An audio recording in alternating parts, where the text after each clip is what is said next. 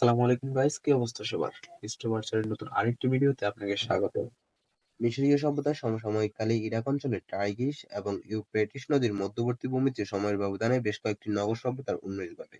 একত্রে এ সভ্যতা সমূহকে মেসোপটেমীয় সভ্যতা বলে। মেসোপটেমীয় সভ্যতার মধ্যে রয়েছে সুমেরীয়, ব্যাবিলনীয়, অ্যাসিরীয়, আক্কাদীয় ও কালদীয় সভ্যতা। মিশরীয় সভ্যতার সঙ্গে মেসোপটেমীয় সভ্যতার পার্থক্য এই যে প্রথমটি ছিল নীতি ধর্মভিত্তিক এবং দ্বিতীয়টি আইনশাস্ত্র ভিত্তিক। সুমেরীয় সভ্যতা ছিল মেসোপটেমীয় সভ্যতার সবচেয়ে প্রাচীন সভ্যতা। এ সভ্যতার ধারক বাহক ছিল অসমেটিক সুমেরীয়গণ। তাদের নামানুসারে তাদের সভ্যতাকে সুমেরীয় সভ্যতা বলা হয়। তারা ছিল মূলত টাইগ্রিস ও ইউফ্রেটিস নদীর মধ্যস্থিত অববাহিকা অঞ্চলের অধিবাসী। তারা লিখন পদ্ধতি, আইন কানুন, ধর্মীয় অনুভূতি, ব্যবসায় বাণিজ্য, জ্ঞান বিজ্ঞানের চর্চা প্রথম শুরু করে। টাইগ্রিস ও ইউফ্রেটিস নদীর মধ্যবর্তী অঞ্চল মেসোপটেমিয়া নামে পরিচিত। মেসোপটেমিয়ার দক্ষিণে ব্যাবিলনীয় সভ্যতার উন্মেষ ঘটেছিল।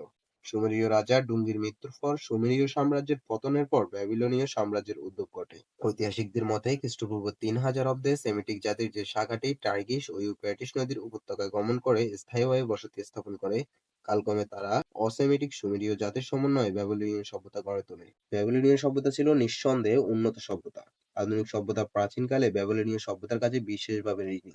দক্ষিণ পশ্চিম এশিয়া এমনকি গ্রিকগণও সভ্যতার বিকাশের ক্ষেত্রে ব্যাবিলনীয়দের কাছে ঋণী। জ্ঞান বিজ্ঞানের ক্ষেত্রে তাদের অবদান পরবর্তী শতাব্দীগুলোর অনুসন্ধিৎসু পণ্ডিতদের গবেষণা পরিচালনা করার পথ রচনা করে গেছে। তারা নিজস্ব ও অন্যান্য জাতির পৌরাণিক কাহিনী কিংবা লৌকিক উপাখ্যান সংগ্রহ এবং সংরক্ষণ করে হিব্রু বাইবেলের পটভূমি রচনা করে গেছেন। তারা সমালোচনামূলক ও বিস্তৃতভাবে পর্যবেক্ষণ পরিচালনা করে অঙ্কশাস্ত্র, জ্যোতির্বিদ্যা, ভূতত্ত্ববিদ্যা, ইতিহাস, চিকিৎসাবিদ্যা, ব্যাকরণ, দর্শন এবং অভিধান সংকলনের ভিত্তি রচনা করে গেছেন। তারা মহাকাব্য, ধর্মীয় গীতি, প্রবাদ ইত্যাদিরও প্রবর্তক ছিলেন।